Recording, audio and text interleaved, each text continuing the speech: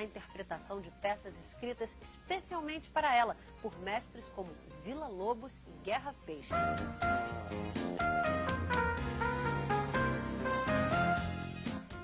Um instrumento que às vezes parece um brinquedo, que cabe e até pede para ficar literalmente na palma da mão. É o tema e a nossa estrela da edição de hoje.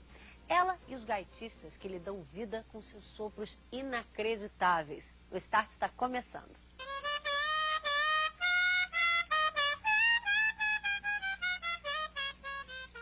Ela é milenar. Foi inventada pelos chineses há 5.000 anos. E o som produzido por palhetas de bambu ficou conhecido como sheng. No século XVIII, Marco Polo apresentou a gaita à Europa, mas foi só em 1821 que ela chegou ao seu formato atual. 30 anos depois, já em grande escala, com recursos industriais. E o instrumento se popularizou.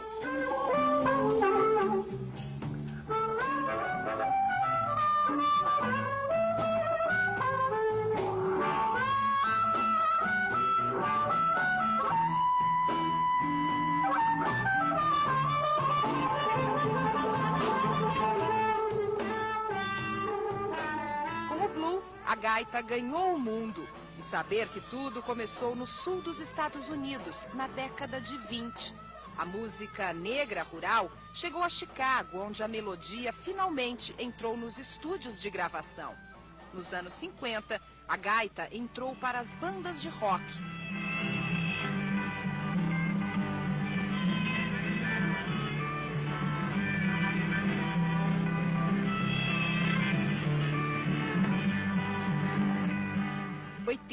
Com a evolução do rock, pop e jazz, ela garantiu definitivamente seu espaço no grupo.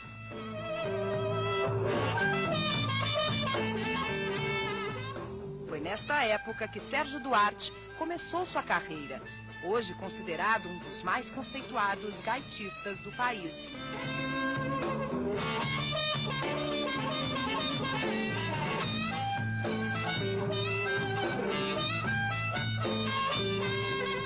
Experimentação.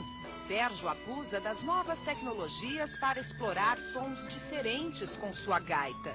Um bluseiro que valoriza as mais populares melodias da terra. A sonoridade da gaita me chamou a atenção por esse lance dela ser um instrumento que ela expressa muitos sentimentos humanos. Você consegue praticamente chorar em notas, né? Você consegue lamentar em...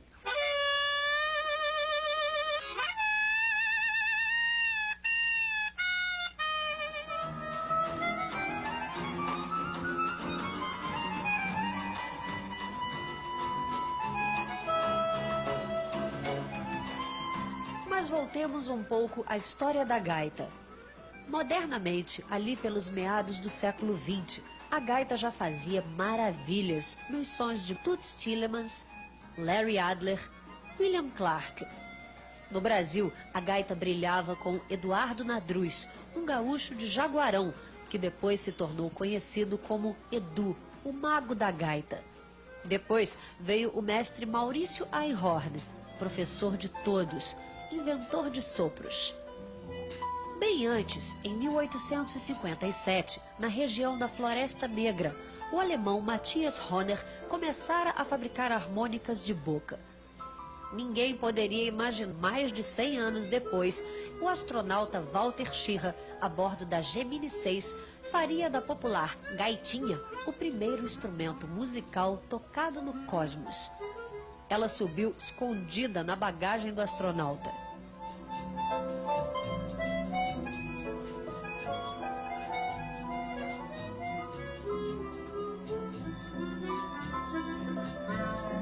A gaita não faz parte da composição das orquestras, a não ser como convidada especial. No Brasil, talvez por isso, pouco se sabe das composições feitas por grandes músicos que, apaixonados pela riqueza de seus timbres, escreveram para ela peças de grande sonoridade.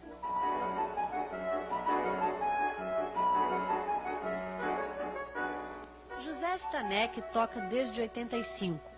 E com esse pequeno instrumento fabricado no Brasil, ele pesquisou composições para gaita feitas por grandes como Vila Lobos, Guerra Peixe, Nivaldo Ornelas e Radamés Nhatali.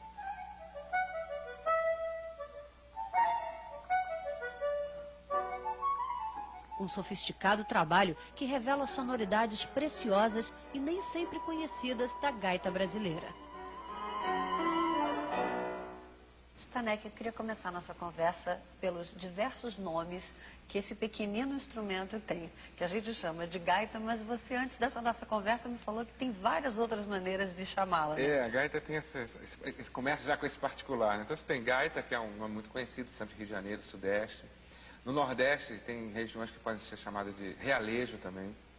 E no Sul, porque na realidade no Rio também, aqui no Sudeste é gaita e harmônica. Mas no Sul é mais harmônica mesmo, porque gaita no Sul é aquele sanfoneiro, aquela gaita que tem uma música bem tradicional do Sul. Então gaiteiro é o cara que toca a gaita, a sanfona, né? Então tem já começa, o pouco conhecimento do instrumento começa pelo nome mesmo. Pois é, aproveitar que você falou em pouco conhecimento do instrumento. Quando a gente olha um instrumento como a gaita, que é tão pequeno, né, assim, tão cabe no bolso, né, você mesmo brincou comigo, parece um chaveirinho, né, e a gente pensa nos recursos que ela oferece, né, e a quantidade de notas e o que ela exige do músico para poder acessar essas notas, né, realmente ela causa um espanto.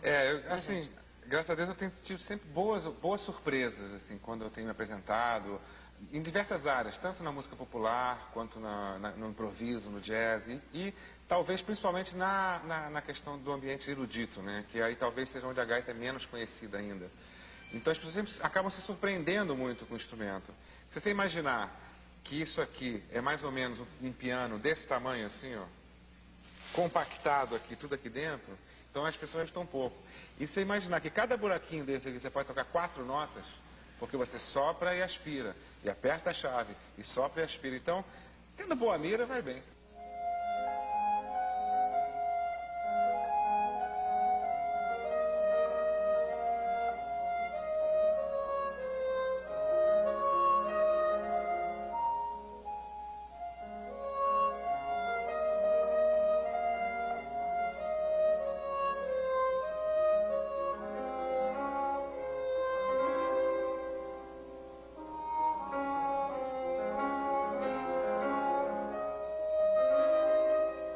O seu diferencial, Stanek, tem muito a ver com a música brasileira, né? Com a gaita na música brasileira, que é uma outra curiosidade minha, assim, porque eu acho que quando a gente fala gaita, as pessoas têm uma tendência a remeter direto à gaita do blues. Do blues, claro, né? claro. E ao contrário, está se especializando também num outro caminho. Não, direto. Eu sempre acho que quanto mais nacional a gente é, mais internacional a gente pode conseguir almejar alguma coisa nesse sentido. Mas no Brasil, a gente tem um trabalho em cima do repertório. Aí um repertório mais erudito em cima da utilização da gaita. Então, Vila Lobos fez um concerto para gaita e orquestra. Radamés Nhatali compôs 2 concertos para gaita e orquestra. Garra Peixe fez uma peça para gaita e orquestra de cordas. Então, são 3 grandes representantes que fizeram peças originais para o instrumento e orquestra. Quer dizer, então, isso leva o instrumento para um patamar mais assim, não vou dizer mais nobre, não queria dizer essa palavra, mas um patamar diferente do que as pessoas estão acostumadas.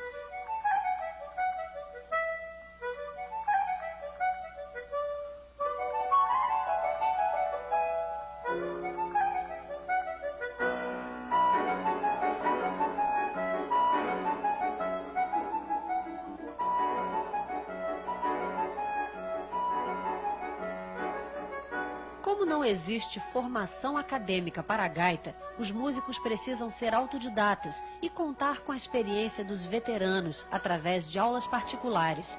Stanek é aluno de Maurício Einhorn, uma referência para sua formação.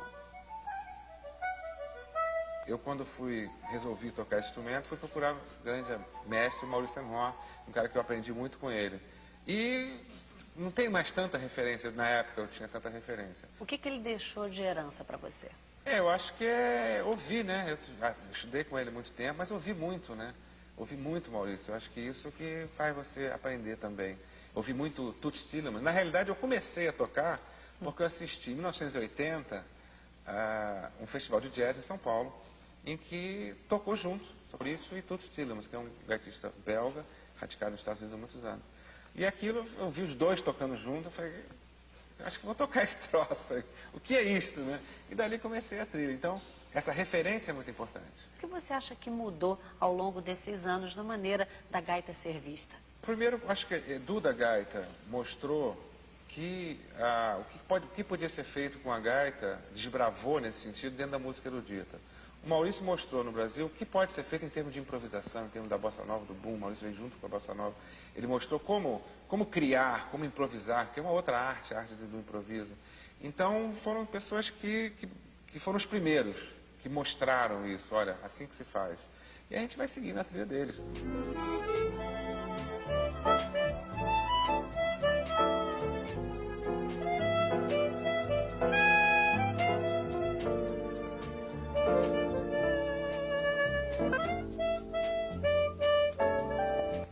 Ele já nasceu ouvindo no berço o som da gaita de seus pais.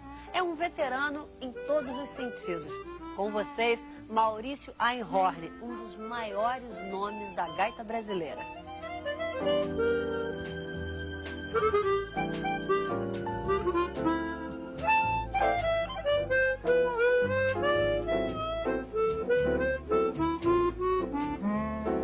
A música brasileira deve muito ao talento de Maurício Einhorn.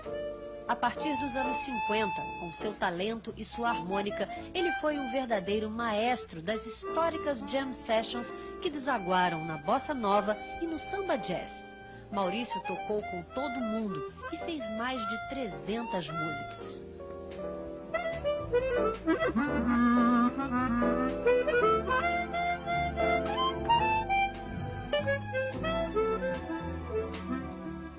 Ele tem um jeito curioso de tocar. Não é canhoto, mas toca com a gaita invertida, botando os agudos para o lado esquerdo. Foi tocando assim que ele deu uma canja para o nosso programa, num clima caseiro, ao lado do pianista Alberto Chimelli, parceiro de muitos anos.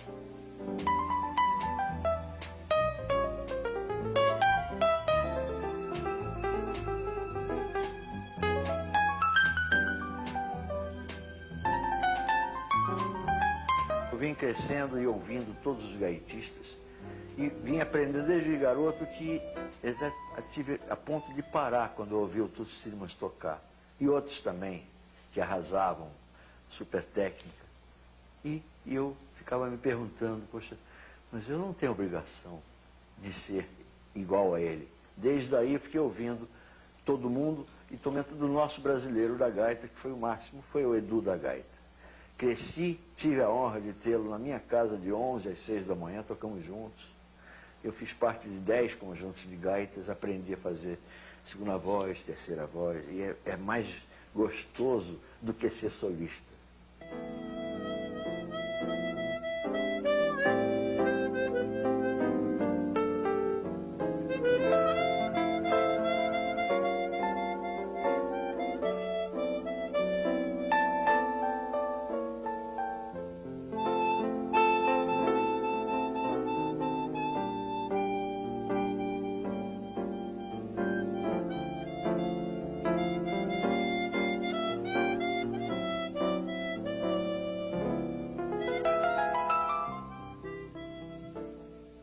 Quanto mais velho vou ficando, 67 anos mês que vem de gaita.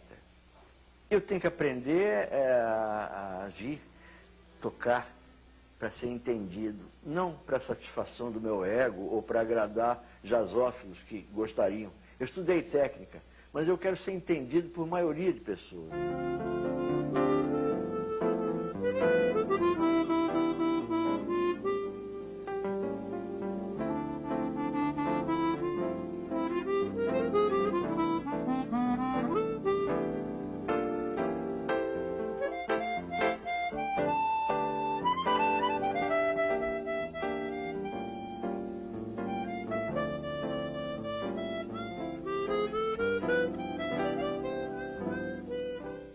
Brasileiro do blues. O carioca Jefferson Gonçalves foi a Pernambuco buscar referências da música nordestina para enriquecer o bom e velho blues. Jefferson tem 12 anos de carreira e a moderna sonoridade que consegue explorar na gaita pode ser percebida também pelo seu estilo de tocar, que exige do músico uma respiração forte e muita habilidade para o ritmo.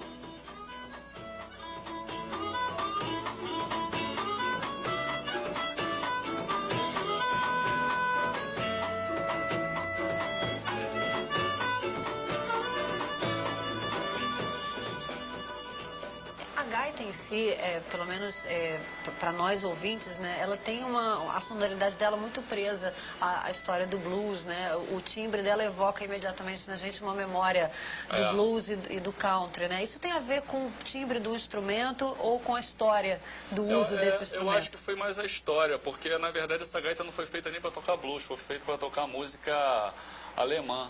Mas depois da guerra, quando foi para os Estados Unidos, era um instrumento barato. Então os negros compravam para tocar depois do trabalho. E eles tentavam imitar o que eles faziam na voz com a gaita. E descobriram, revolucionaram a maneira de tocar a gaita diatônica que todo mundo toca hoje. E você, que é um jovem brasileiro e apaixonado por blues, né? E com a gaita também, que é um instrumento que a gente tem aqui no Brasil, composições, inclusive, feitas por grandes mestres da música brasileira para a gaita, mas você foi para o outro lado, né? Você continuou no blues e dentro do blues você foi desbravando outros caminhos. Eu comecei a tocar gaita cromática, até pela falta de conhecimento. Eu não sabia qual a diferença de uma gaita e outra, achava que por ser maior e ter uma chave eu ia tocar blues ali que conseguia tocar blues. Fui ter aula com um professor, com Sebastião Dornelas, um senhor que toca até hoje. Ele me passou os fundamentos da cromática, mas eu queria a diatônica. Eu escutava que não sabia como é que era. Depois que eu peguei a primeira gaita diatônica, tive umas aulas com o Flávio Guimarães, do Blues Etílicos, que eu acho que foi o primeiro a levar o instrumento sério aqui, eu comecei a conhecer a gaita. Mas acaba que eu não só escuto blues, eu gosto de vários tipos de música, vários estilos de música. E uma coisa que eu acho muito importante para todo instrumentista, não só de gaita de blues, gaita cromática, saxofone, o que for, é estudar harmonia, estudar música. Isso daí amplia a sua gama de possibilidades no instrumento. E dali, quando eu comecei a estudar com Stanek, que é um grande gaitista, que eu tive aula de cromática depois de velho com ele, de harmonia, ele colocou na minha cabeça que eu tinha que estudar harmonia, que eu fui conhecer as possibilidades que eu tinha dentro da minha gaita de blues. Eu comecei a cair para outro lado, misturar música nordestina, um pouco de country, tudo dentro desse contexto, que é tudo igual, tá tudo à escala.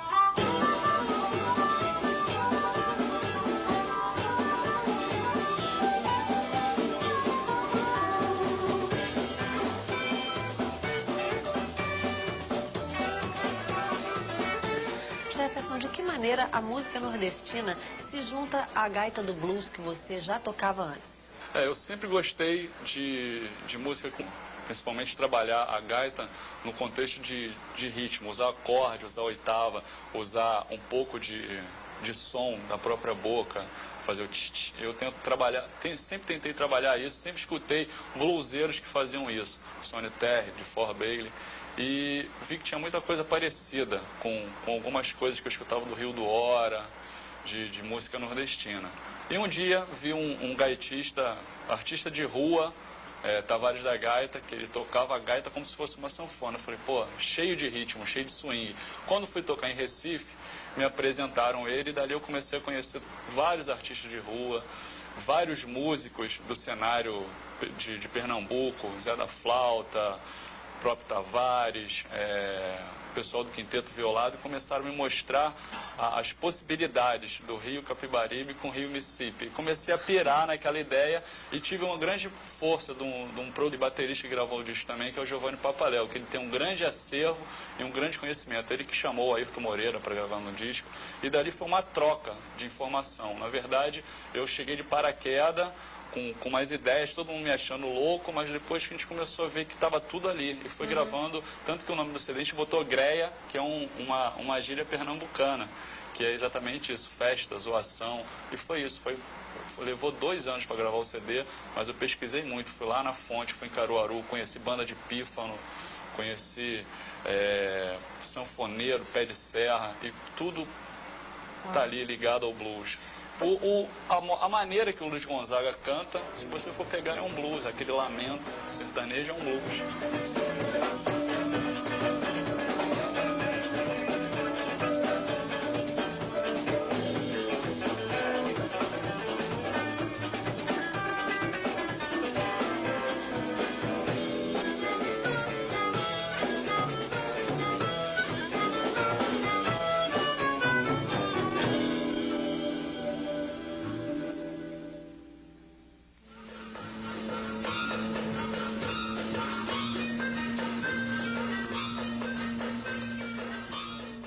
E o nosso programa de hoje se despede por aqui. Mas a gente está de volta na semana que vem. Até lá!